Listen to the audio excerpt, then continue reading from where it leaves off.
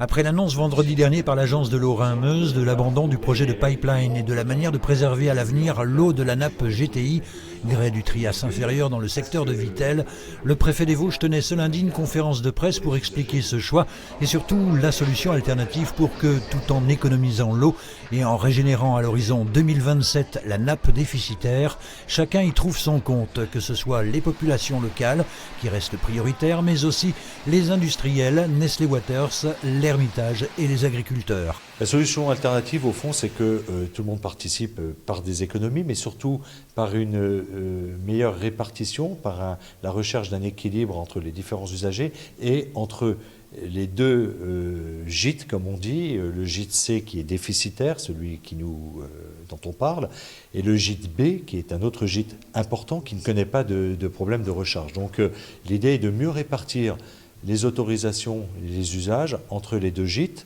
ce qu'on appelle l'approche multigîte. Un observatoire indépendant sera d'ailleurs mis en place. Ce ne sera pas les services de l'État, ce sera une expertise indépendante qui garantira que la nappe, le gîte B, comme on dit, ne connaît pas de risque d'être lui-même un beau matin en déficit. Nous voulons des résultats tangibles et à court terme, souligne le préfet des Vosges, qui avance la date de 2021 pour réduire de 3 à 400 000 m3 le déficit d'eau de la nappe, qui est d'environ d'1 million actuellement. En amont, des économies à différentes échelles sont préconisées par l'agence de l'eau. On pense qu'il y a un gisement important dans la lutte contre les fuites au niveau des collectivités. Les industriels eux-mêmes pensent que leur process pourrait être amélioré, être plus sobre. Et donc, au-delà de la position, donc le cap fixé par le comité de bassin, l'établissement public, agence de l'eau, va accompagner l'ensemble de ces acteurs pour aboutir à l'objectif attendu. Accompagner financièrement. Bien sûr, accompagner financièrement, on n'est pas les seuls, on fait ça souvent dans un cadre partenarial et c'est l'objet un peu du projet de territoire qui mettra tout le monde autour de la table et qui clarifiera les engagements de chacun, mais également les moyens financiers qui leur seront effectivement accordés. Si le collectif O88 se dit satisfait que le projet de pipeline soit enterré et que le principe de l'eau aux habitants soit rappelé, il tique en revanche sur le calendrier. Nous avions en tête que ça allait se passer en plusieurs étapes et qu'on allait au moins respecter le retour à l'équilibre de la nappe en 2021. Le préfet a l'air d'annoncer que c'est seulement moins 400 000 m3 maximum d'économie. Ce qui est pour nous totalement insuffisant, bien sûr, dans la mesure où il y a la possibilité d'équilibrer cette nappe par la suppression des prélèvements Nestlé qui n'auraient jamais dû être autorisés et qui sont responsables du déficit et de la surexploitation de la nappe depuis 1992. Ils ont des capacités de rebondir et de se réorganiser au niveau industriel et commercial et nous pensons que c'est un geste qu'ils devraient avoir pour respecter leurs engagements puisés sans épuiser et donc qu'on puisse sortir de cette situation qui est intenable. Le collectif restera en tout état de cause vigilant. De son côté, enfin, Nestlé Waters France, dans un communiqué, salue les initiatives prises par le préfet des Vosges et l'approche multigîte préconisée pour un retour à l'équilibre de la nappe, soulignant que l'entreprise est actuellement, je cite Sophie Dubois, directrice générale Nestlé Waters France, mobilisée pour analyser les implications industrielles, techniques et commerciales.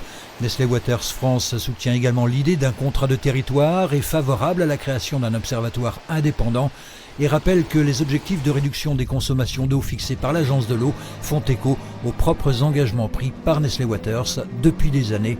Fin de citation.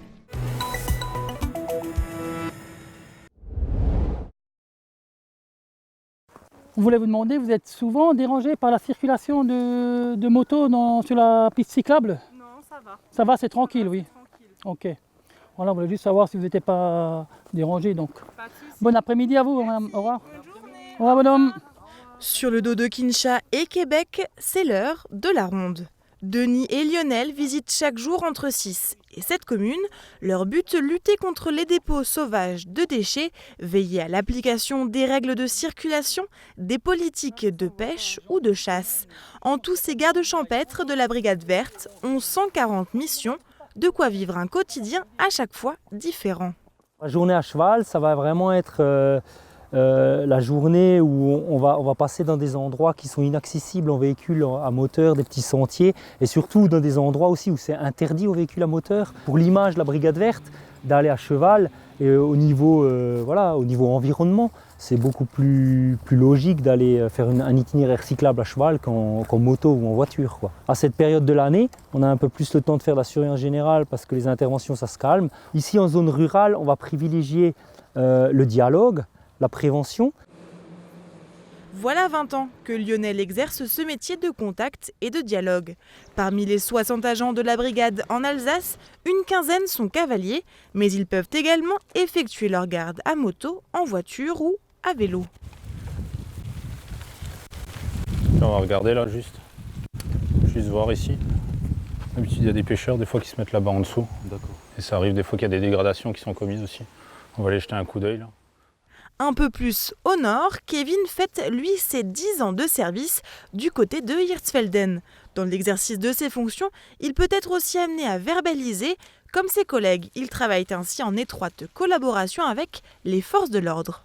Dans le secteur d'Hirtsfelden, on a un milieu très agricole.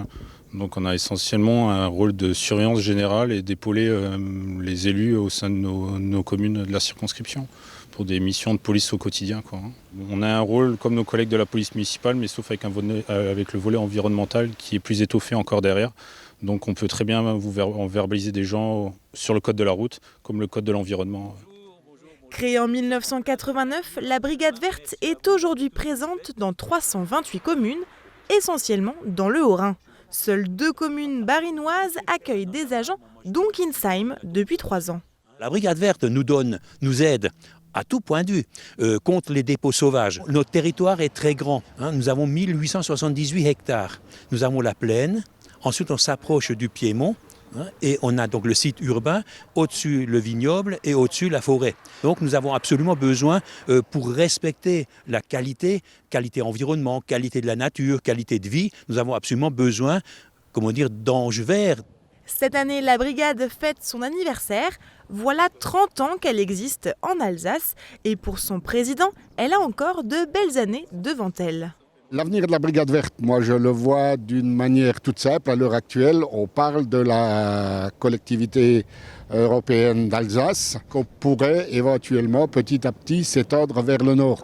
On a des contacts avec la vallée de Villers, on a des contacts avec la communauté de communes de Markolsheim. Et pourquoi pas s'étendre éventuellement, pourquoi pas jusqu'au nord du Bas-Rhin. Mais bon, faut pas non plus vouloir brûler les étapes, il faut y aller doucement. L'an dernier, les gardes champêtres de la Brigade Verte ont réalisé 11 345 interventions en Alsace.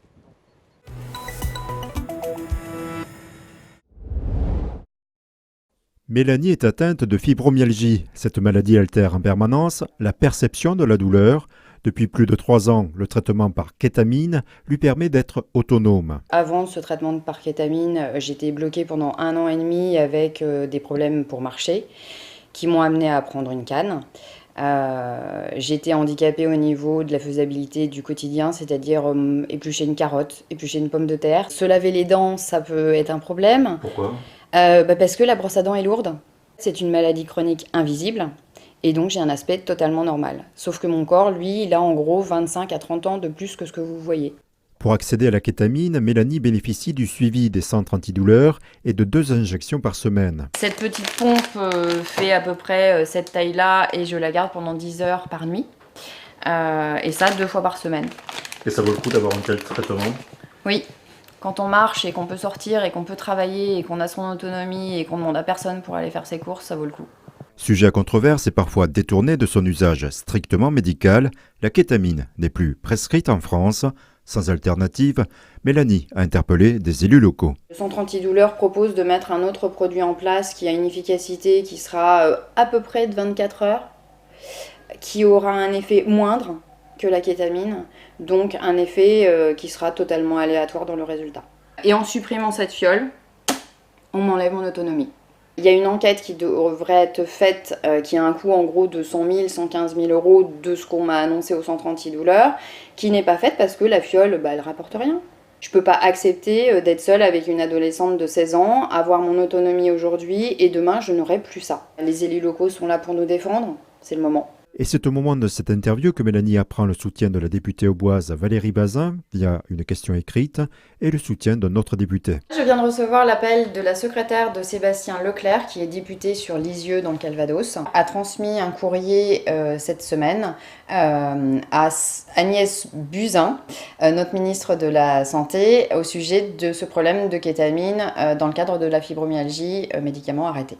Là, c'est déjà une petite victoire, c'est déjà une très bonne nouvelle. La députée auboise a également été interpellée par l'association Fibromyalgie Aube. 175 cas seraient actuellement suivis dans le département. Pour Mélanie, au vu des délais, il y a urgence.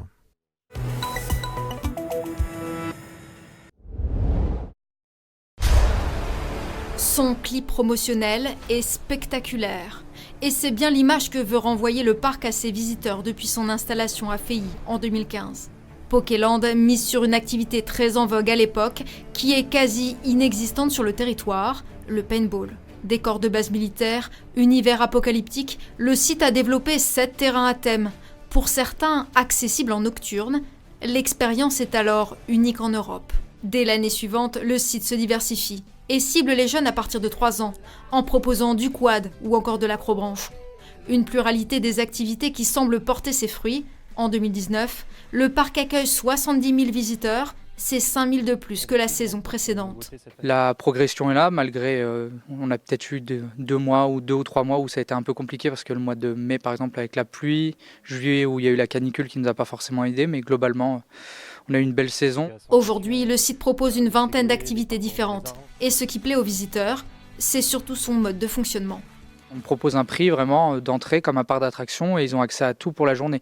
Donc les personnes qui entrent, ils peuvent aussi bien faire l'acrobranche 2 fois dans la journée s'ils ont envie ou aller faire 3 fois du quad. Le parc s'étend sur 58 hectares. Seulement 20 sont exploités actuellement. Selon le groupe, la marge de progression peut encore doubler. Et si les dirigeants préfèrent rester discrets, Pokéland devrait proposer 3 activités supplémentaires la saison prochaine, dont une plutôt novatrice.